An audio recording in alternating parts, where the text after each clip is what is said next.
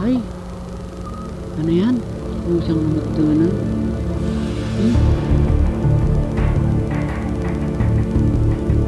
Anong nangyayari dyan? Ano ba yan?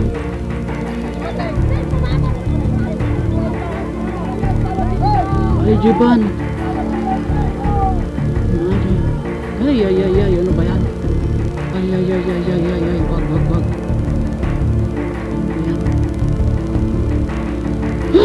Ano ba yan? Anong nangyari? Tinakasan siya ng van. Ay, ito pa oh, bumangga siya dito oh. Yung van bumangga dyan. Ano ba yan?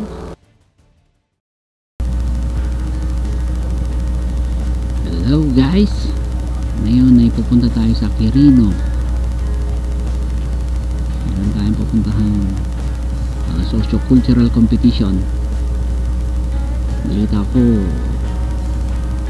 traffic daw sa Jadi, kaya meron tayong dadaan ng shortcut.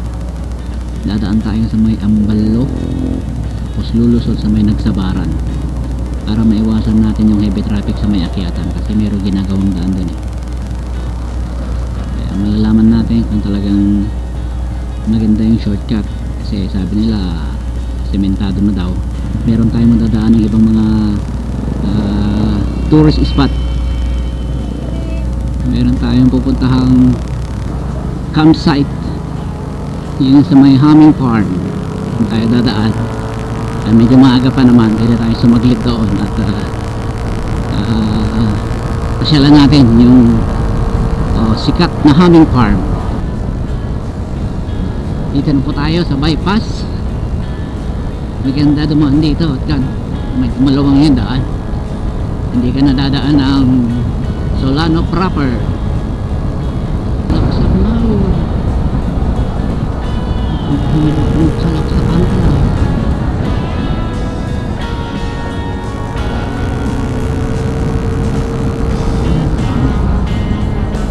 Mahina kang magsalaksakan ha.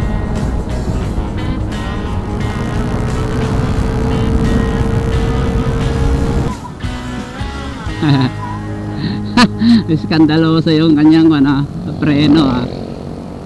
Scandalous masyado. Boy salaksak. Ang sarap din yung may kasabayan.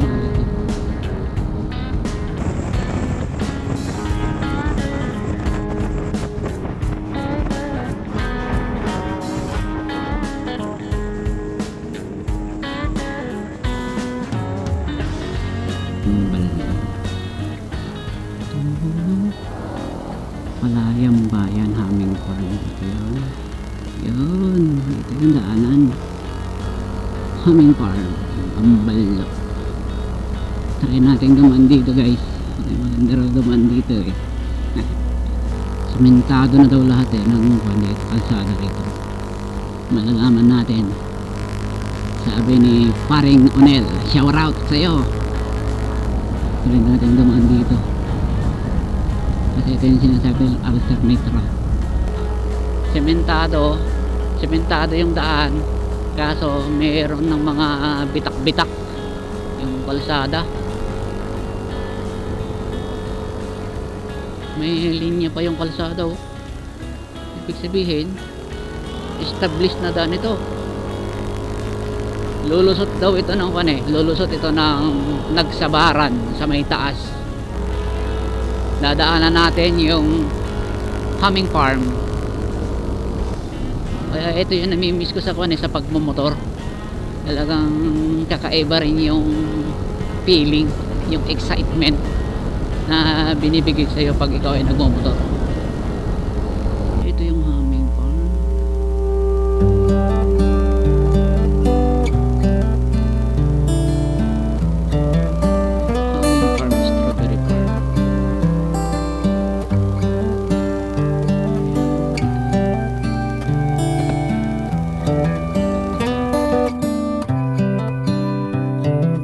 This is as good a day as any to to start the rebuilding of life.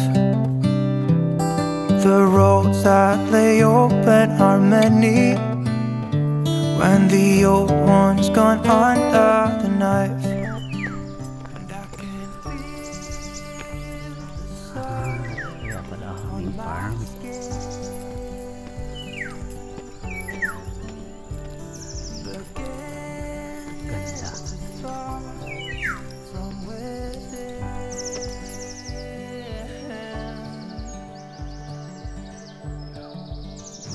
Today and not tomorrow, there's no time to borrow. Today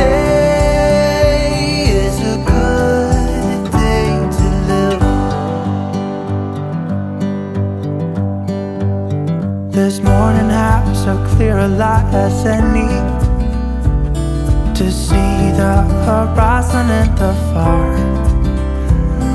Excuses were 2 for a penny, but they've all gone out the window of this car.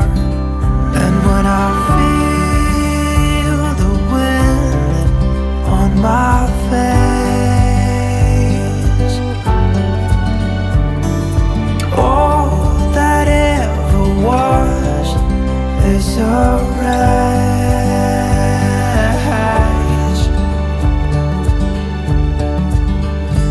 Today and not tomorrow, there's no time to borrow.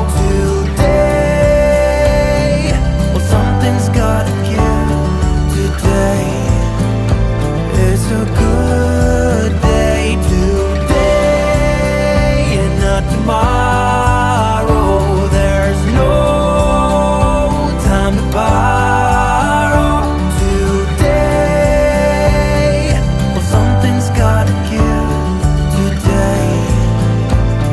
A good day to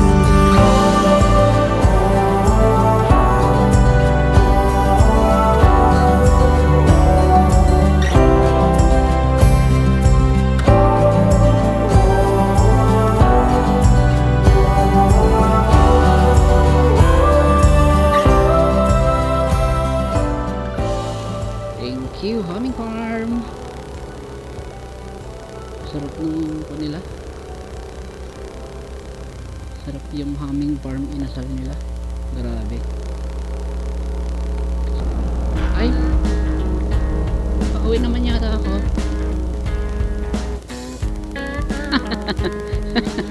Iba yung linaanan ko. Magawid akmutan na di ah. Magawid akmutan. Nakalimutan, hindi pa na ako ng magawid akmutan. Maganda itong alternate route talaga. Kahit medyo mas mahaba, nag-enjoy naman ako sa biyahe kasi ibang ruta. Hindi daw yung destination ang importante, kundi yung journey, kung paano ka nakapunta sa isang lugar. Dito ka pala to Jadi. Yung isa, yung papunta dun sa kabila, yun yung papunta sa Quezon.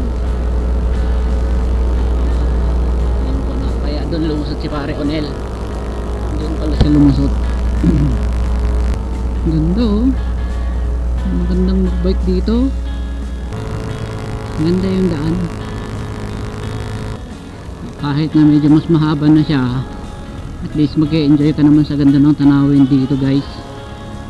Hindi gaya doon sa kabila na puro usok ang malalanghap mo. Bibihira makakasalubong dito. Sarap yung simoy ng hangin. Mas maganda pa yung tanawin. Kaya kahit pa paano worth it pa rin ang dumaan dito sa alternate route para iwasan yung traffic. Kasi sa feeling ko ngayon medyo okay naman doon sa kabila ko. So nag-ano lang ako, nag-change route lang ako para at least kahit pa paano may iba naman. Kasi nakakasawa na yan, palaging doon ako dumadaan pag pumupunta ko dito sa may north. At least na iba, nag-enjoy na iba ng rota, nag-enjoy ang mata. Sarap sa pakiramdam ng dumadaan sa ganitong mga lugar. Akyat baba lang talaga siya. In fairness, masarap yung pagkain nila dun sa Humming Farm. Talagang ano din, sulit din. Iba yung kanya, iba yung aroma niya, iba yung aroma nung kanilang inasal. Humming inasal yata yun. Masarap siya. Medyo matagal nga lang i-prepare kasi talagang lulutuin pa siya. Kailangan daw i-explore mo muna yung sarili mong lugar bago ka pumunta sa ibang lugar. Ang dami pa natin mga lugar na hindi napupuntahan dito. Ang dami pang mga daan na hindi pa natin nadadaanan. Sa ganito mga pagkakataon, na-explore natin ang ganda ng Nueva Vizcaya. Tayo rin mismo dito sa Nueva Vizcaya, dapat explore din natin yung probinsya natin. Ang daming mga tourist destination dito, hindi lang natin gaano pinapansin, gawa nga nung ang gusto natin puntahan yung ibang lugar. Pero dito pa lang sa atin, dito pa lang sa probinsya natin, sulit ka na kasi talagang mamamangha ka talaga sa ganda ng tanawin dito sa Nueva Vizcaya. Tawag nila dito therapeutic, nakakagaan sa pakiramdam kapag ikaw ay nagra-ride. Kaya hindi ko rin masisisi yung iba talaga na every weekend talagang nagra-ride sila kasi one way of distressing, matanggal yung stress sa katawan para ma-relax yung pag-iisip. Sabi nga nila, mag-travel ka hanggat kaya mo pa. Ang pera madaling kitain, pero yung oras once na lumipas na yan, hindi mo na yan pwedeng ibalik. Kaya enjoy natin ang buhay hanggat may pagkakataong makapunta sa ganitong mga lugar. Gawin natin, i-grab natin yung mga opportunity kasi nga hindi natin alam, habang may oras pa tayo dito sa mundo, dapat i-enjoy natin ang buhay natin. Maganda, relaxing. 4.9 kilometers na lang, nasa highway na tayo. Lapit na po tayo, 1.5 kilometers na lang, nasa highway na po. Itong Ambalot na Nagsabaran Road, hindi siya shortcut guys, mas malayo siya. Kaya lang pag traffic dyan sa Mayjadi, mas maganda dumaan dito kasi nga dire-diretso ka, hindi ka matatraffic. Turn right onto Maharlika Highway, Pan-Philippine Highway. Lalong-lalo na pag umaga kasi mag-enjoy ka sa ganda ng tanawin dito. Ang ganda, sulit yung natin, sulit yung oras natin. Right onto Maharlika Highway, Pan-Philippine Highway. Sulit yung oras natin. Dito na tayo guys, dito na tayo sa highway. Ito na po, hopefully walang traffic. Ayun, Nagsabaran. Continue on Asian Highway 26 for 21 kilometers. Okay. Mission successful guys. Ganda. At least hindi tayo na traffic. Wala naman talagang traffic. Gusto lang nating dumaan doon kasi di pa natin nadadaanan yung Ambalot na Nagsabaran Road na yan. Okay, let's go. Back. Passable na yung bagong tulay guys. 4 lanes na dito.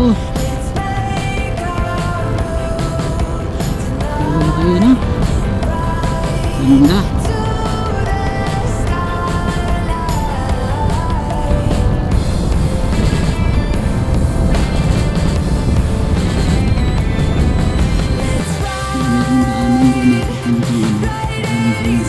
Ang Tabangan. Dito tayo. Our Magat Ecotourism Park.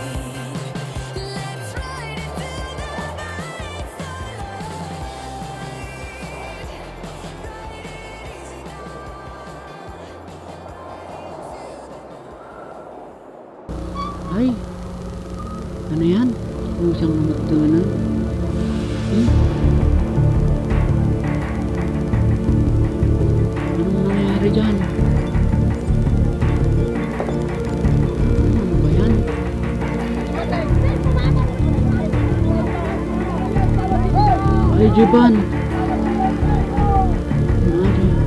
Ay, ay, ay, ay, ano ba yan?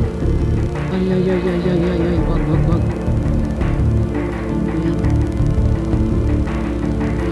Ano ba yan? Ano ba yan? Ano nangyari? Tinakasan siya ng van. Ay, ay, ay, ito pa oh, bumangga siya dito oh. Yung van bumangga dyan. Ano ba yan? Ingat guys! Nakakatakot!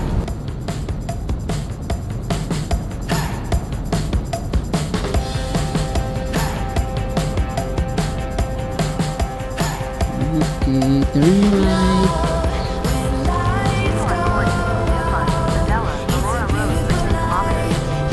Ah, 10 kilometers pa.